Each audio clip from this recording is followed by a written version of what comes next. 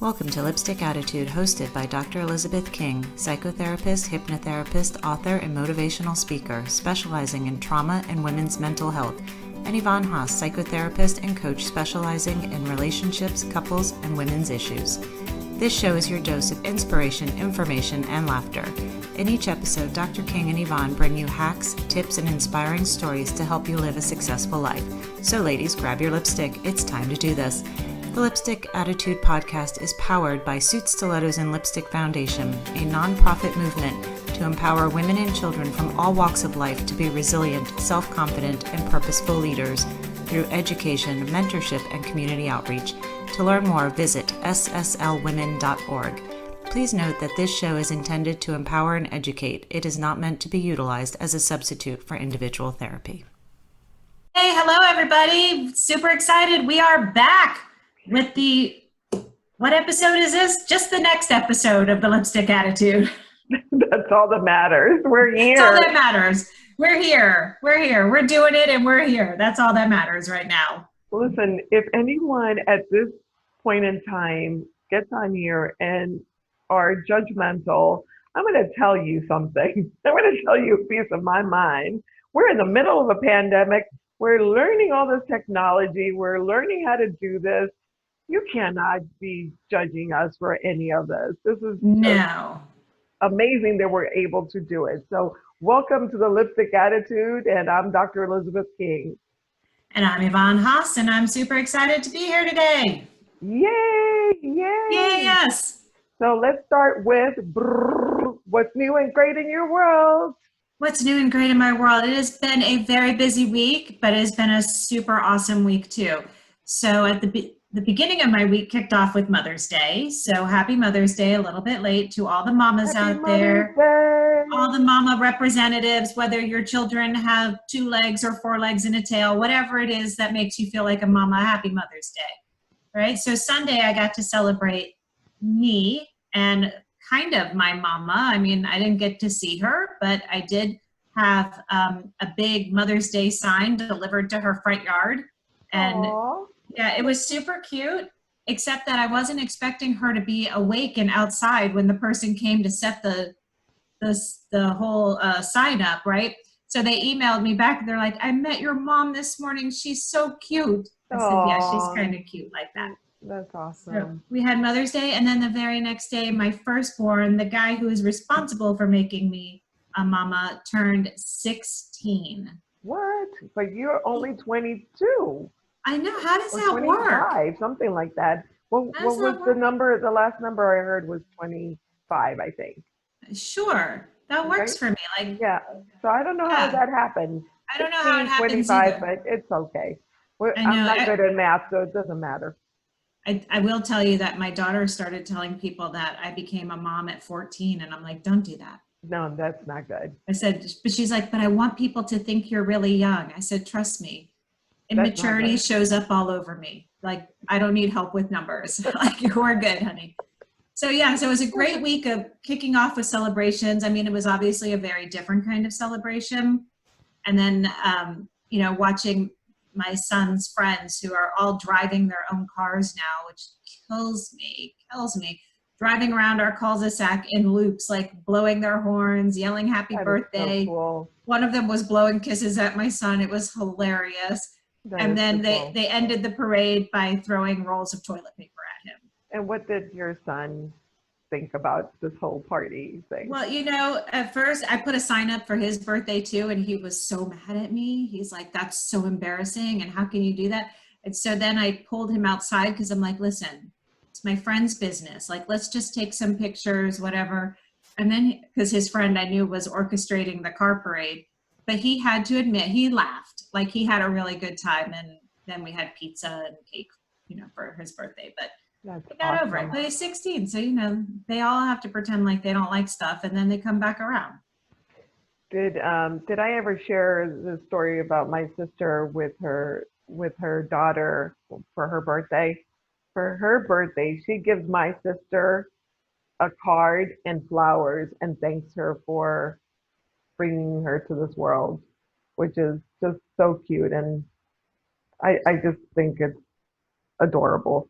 That's so sweet. I love that. And Miles, since you are the editor for this podcast, take notes because that's a good one. You know, and I know that you won't do it, but at least tell your sister because she will. She will. She totally will. She'll think that is the sweetest thing ever. Isn't that awesome? As long as I can remember, even when she was a little girl, she would create a card. She would draw out a card and go and ask her dad to buy her flowers. And she would bring the flowers in the card and say, "Thank you, Mommy, for bringing me into this world." Isn't that just adorable? Yeah, see, she did a good job raising that one. Yeah. What about you? What are you doing over there? Come on.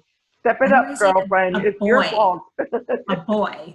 A boy. They're a little bit different. I They don't know are if you know different. this. They're a little bit different. And one day we'll do an episode on those brains, but Oh, yeah, absolutely. yeah, So different. 1000%. All right, my Absolutely. friend, ready? Yeah.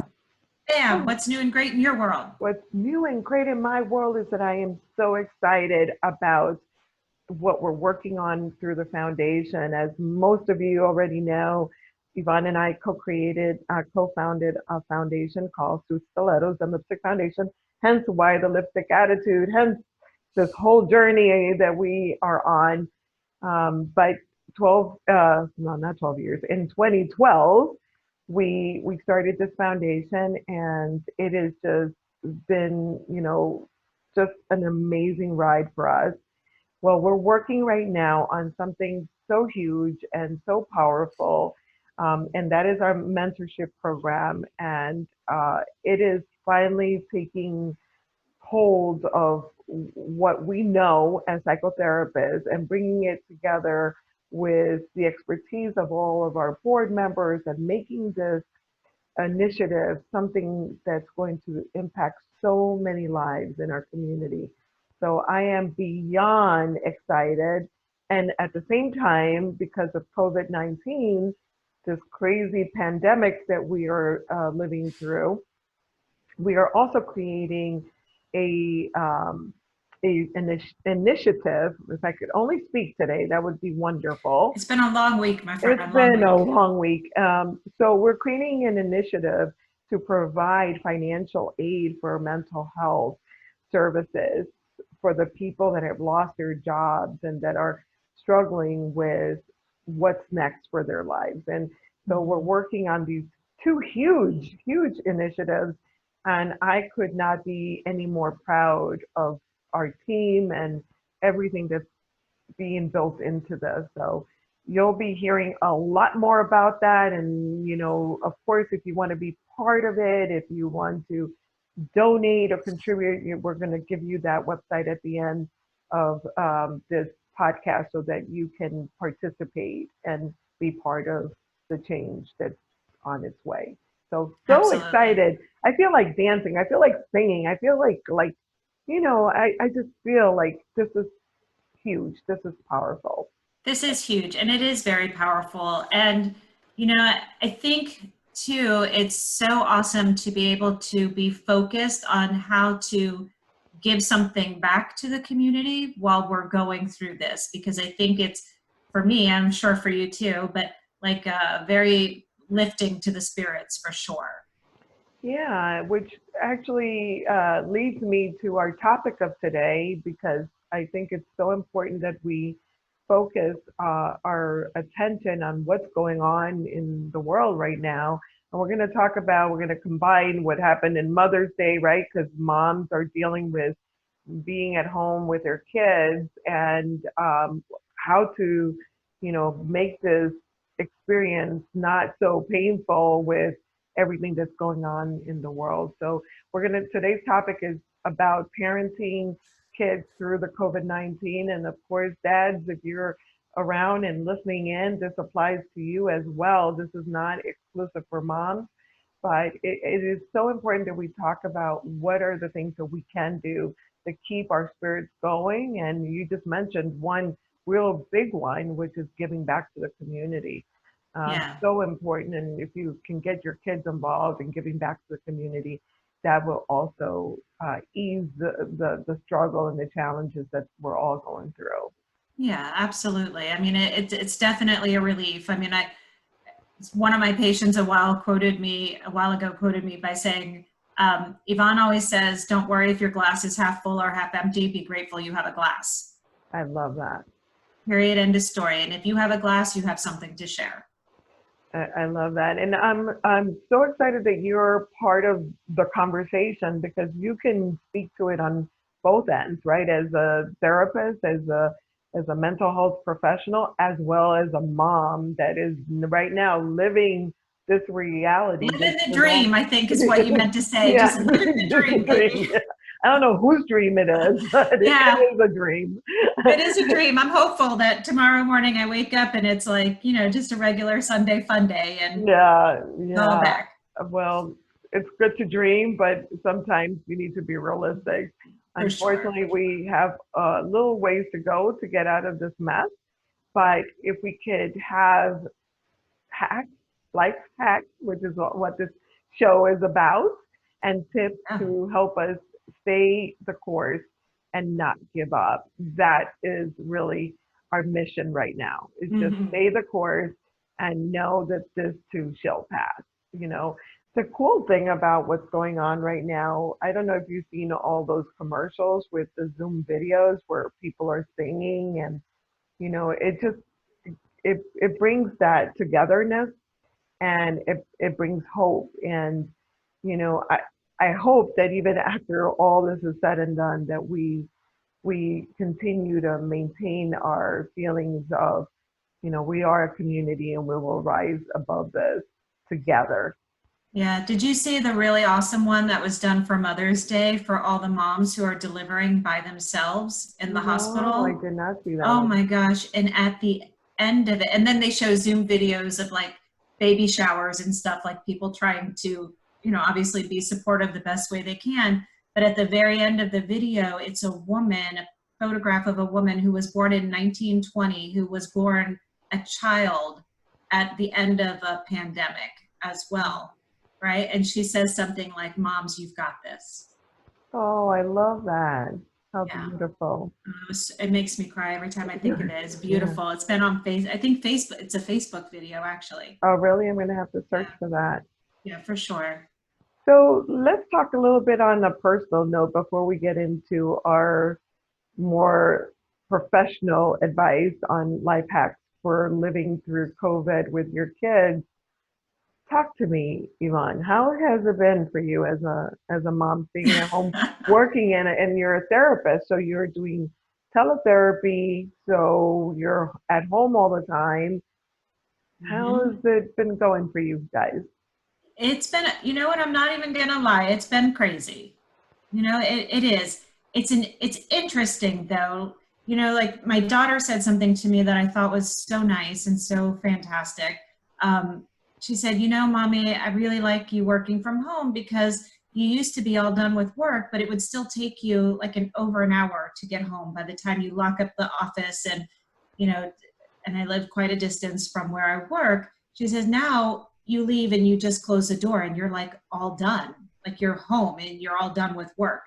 So they love that. But what is interesting for me is that our drive home was always decompression time, right? It was like a chance to chat with a friend, or just ride in silence, or listen to my own music without a peanut gallery from the back seat, like something. But there was that decompression. And, now you don't have that. It's like I have seconds essentially to decompress before I step out that door, because as soon as I open that office door, they come from both directions. They're like, Mama, Mama, Mama. Oh, hey, how's it going? And then the cat, and then the dog, and then the husband, and so it's been trying. It's been great. I mean, it has, but this homeschooling stuff, I tell you what, teachers, I can't wait to send them back to you. I cannot. I am learning 5th grade math. I don't remember anything about 5th grade math. I had to learn what a math sentence was. I didn't even know that was a thing. I still don't. And I don't know that I want to. Apparently it's just an equation, but they call it different things now. So it's interesting. Like, and I was, when we were at work, we had to switch our hats several times a day. Like we would see patients, and then we would run the office business, and then we would run SSL, and, have all of that going back and forth. At home, there's no change of that. Like in between patients, I have to open the door because I know people need help with their schoolwork. So I'm switching from, therapist to, and we're doing our own billing and all of that. So, billing specialist, which is my new title that I'm adding to my business card now, I'm telling you. Yes, To me too. homeschool mom. Yeah, homeschool mom, yeah. Do you feel that you lose more patience? I have 0 patience. 0 patience. So you really have to work on that every day, right? Yeah. Yeah, I am not a Pinterest mom. I have decided that. I am more of an Amazon Prime, like I want it now delivered kind of mom. And I really have to work on it. And I realize too, like you have so many more patience for other people's children, right? Because sometimes with your own, you think, this kid is playing me. I know she knows how to write a sentence. Like, she didn't make it to 5th grade without being able to write. And then she looks at me and says, but I don't know. And I just want to turn her upside down and shake her. I haven't. So what would you say is your biggest challenge right now as a working mom at home? Like in all sense I'm of going the to tell word. you, it's exactly the same as a working from not home. It's the balance. It's the balance, yeah. It's the balance. But I think it would be harder to have a balance when you are right there where you're so easily accessible to them, right? And because when you're in the office, out of sight, out of mind, I hate to say that, and that not that you're not thinking about your kids or that you're, running their schedules and all that, but it's different. When you're at home, I would suspect that it's different because you're right there. They need you, you're gonna stop and you're gonna do it. But thankfully my children are older, and I love children through all phases of life. And sometimes I miss when mine were really, really little. But I will tell you, 16 and 10 has been very nice for working from home because they're not toddlers. Right. They're not infants. They're not even 5. Children have different needs at different ages. So they know if mama's office door is closed, you don't come in and you don't knock, because they know I'm working with patients and they have a level of respect for that.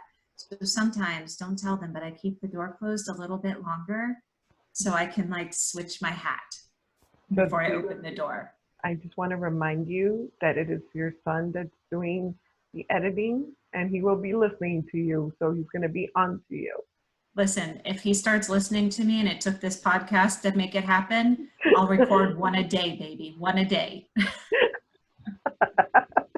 That's awesome. That's great. Yeah. I love it. Well, let's talk a little bit about some of the hacks that we want to share with our listeners and our viewers, because we want parents to be able to be empowered and to be able to survive this pandemic without killing one of their youngins. Because I think, literally and figuratively, I think there has to be a time during this pandemic when you're stuck with your kids, 24/7, that you want to just lose it on them. So we want to avoid that. And on a more serious note, we know that there is an increase of more abuse, verbal and physical abuse during these stressful times. So we want to avoid that. We want to make sure that you have some of those tools. So the first tool that I would like to give everyone is about creating a schedule.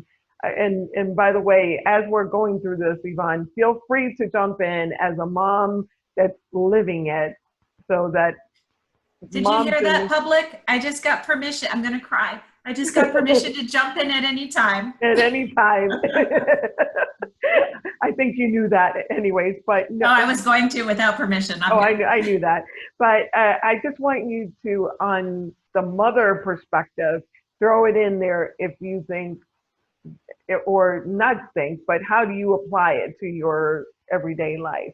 So the first tip that I wanted to share is creating a schedule. I think it's so paramount.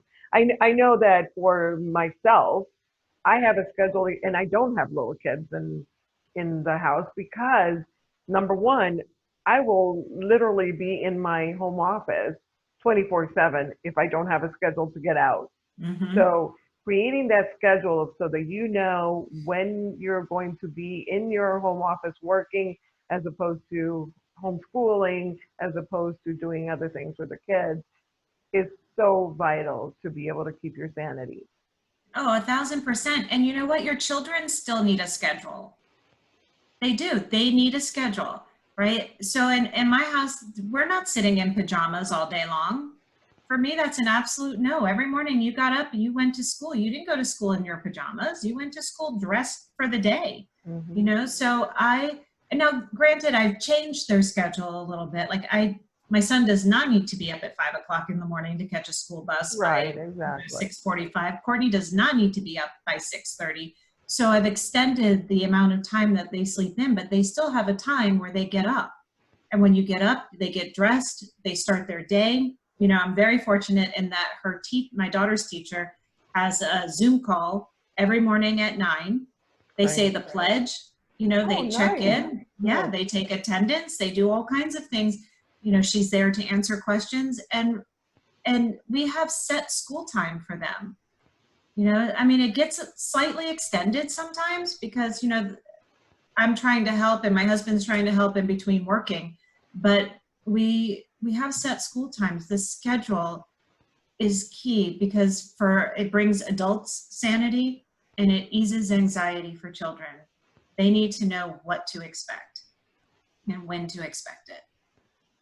So I'm going to move on to the number 2, and I think what I'd like to see happen is I'll call them out, Yvonne. We're both on the same page, but I want you to share your experience as a mom doing it because it's easy for me to say. I want moms out there to hear it firsthand from a mom that's experiencing it. I'm in the front lines, folks, the front lines of parenting right Yeah, now. you are on the front lines of parenting.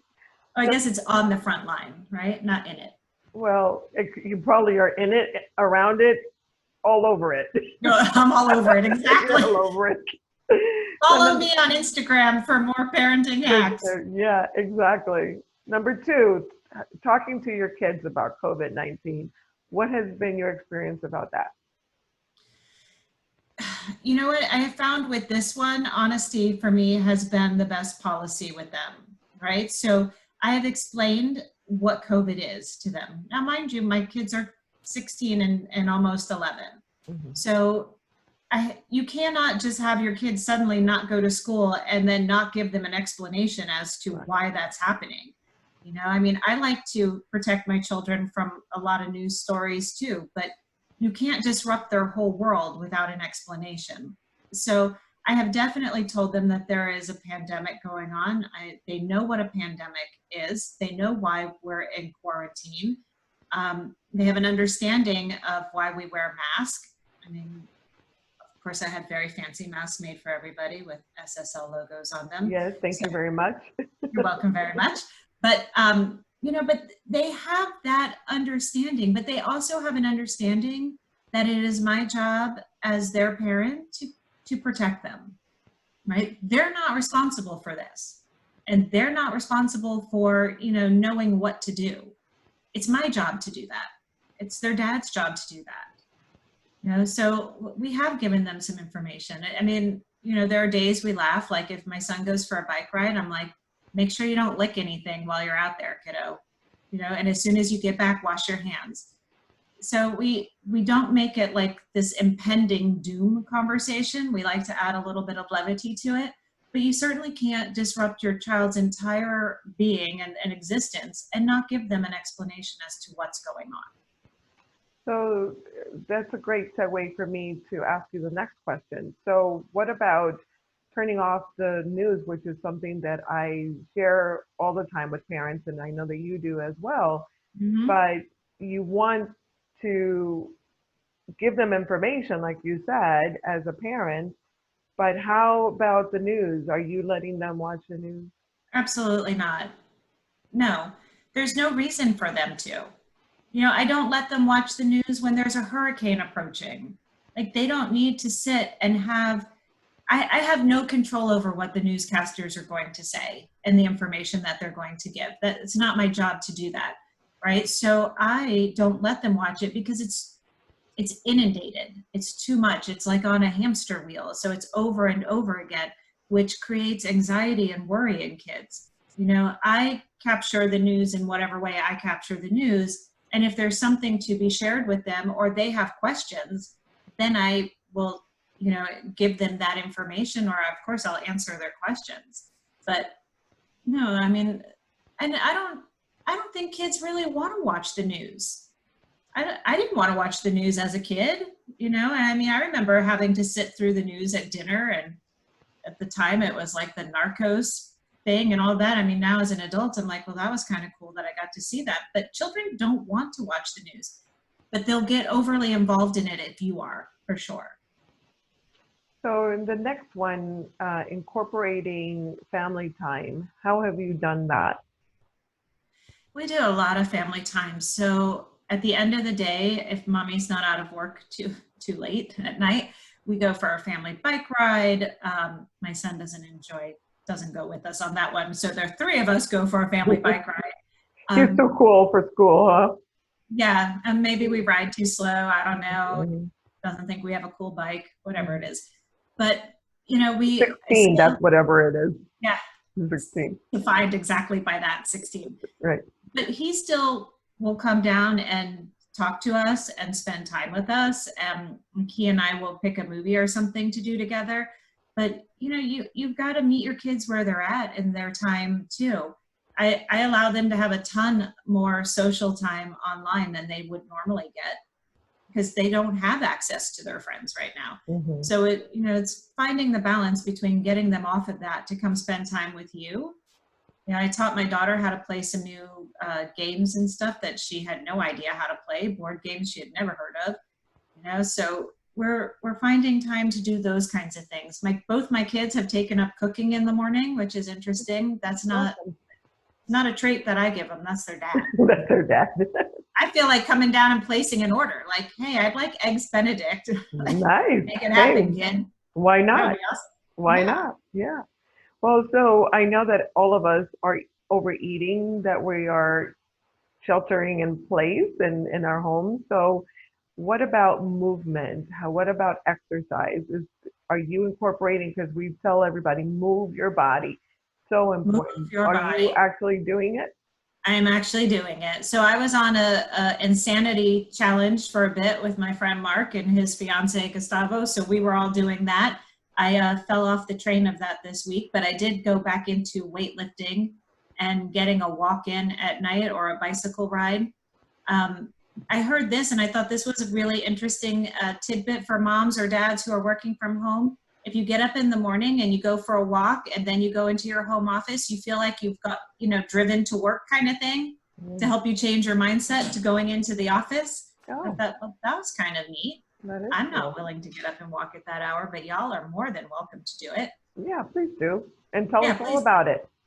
But, you need to release those endorphins and that energy, all this anxiety that people are experiencing and this pent up kind of energy. And then they're trying to sit still and breathe deeply and they can't even breathe shallowly, so get up. You got to get some movement in there for your own anxiety, for your own depression.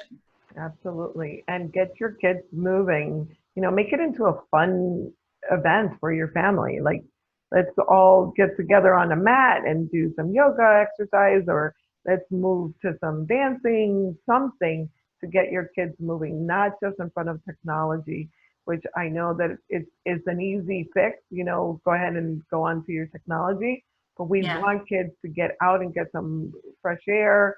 If you're up north, not in sunny Florida, and it's still chilly, put coats on them and get them out. That's no excuse. I mean, you guys know how to do this. You live up north, so you know that kids need to get out. So just because we're in a pandemic doesn't mean you can't go out and do the things that you did before, which is, get your body moving and get your kids moving. Yeah, absolutely 100%. Important. We need it. And the last but not least, for sure, because we can spend tons of time talking about more tips, but this one is so important, and we would be remiss if we did not mention it. If there's change of behavior in your kids, the importance of you being tuned into your kids and knowing what is normal for them, and then doing something about it if there is signs of distress, anxiety. Yvonne, how is that? You're a psychotherapist, so I know that you're onto this full time, but have you seen changes in your kids, and is it something that worries you at times? I have. Well, mostly in my younger one, like we went through a good week where every night when it was time for her to go to bed, she suddenly had this horrible stomach ache, right? And would complain and complain and complain about her stomach. There was nothing physically going on with her, no change in diet, no anything like that. So, I started at night kind of laying in bed with her up in her loft bed up in the air, like laying there and rubbing her back and talking to her about how to kind of visualize things that she wanted to do when the pandemic was all over. Nice. Like the friends that she wants to hug, the first sleepover she wants to have that's not virtual, all of these different things that she really wants to do. And it was amazing. Once we started doing that, the stomach aches have gone away. Right? So creating hope, creating some hope. Future, yeah. Yeah, don't discount your child. Two things about physical symptoms with kids, especially in a pandemic. Number one, don't discount them. And number two, don't panic over them. Because your child says they have a stomach ache does not mean they have coronavirus. Okay, so important. That's so important that you said that. You don't want to overreact. Right. There are so many parents out there that are so worried themselves. In fact, I did a town hall meeting and one of the parents said, how do I hide my anxiety so that my kids are not anxious? And you do need to, bring it down a notch, because a lot of you out there, and, rightfully so, we're going through a whole lot of uncertainties. But if you are anxious, you are going to, spill over to your kids, and your kids are going to feel it. For sure. For sure. For sure.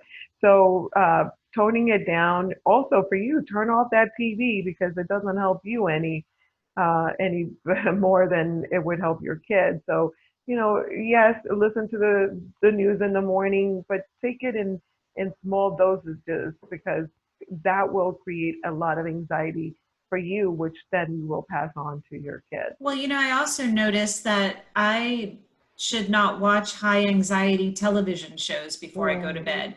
Like I was very much hooked on the Handmaid's Tale for a long time, and we were watching it, end of the day is the only time we realistically have to watch things. But it was so stressful to me that it was giving me horrible dreams. Like I had to change what I was watching, and it's not the news, right? It's not even a real story. It doesn't matter. So, be aware too of what your children are watching before they go to bed. Absolutely. Are they getting some real sleep at night?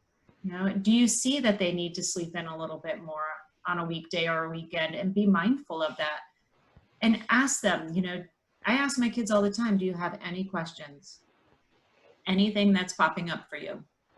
And on that note, we need to go ahead and finish the show, but just last but not least, alongside of what we're just saying, is that if you see behavioral changes and you've addressed it, like Yvonne has given you some great tools and tips, if that doesn't subside and your child is still very anxious or depressed and you see major changes, make sure you seek professional help.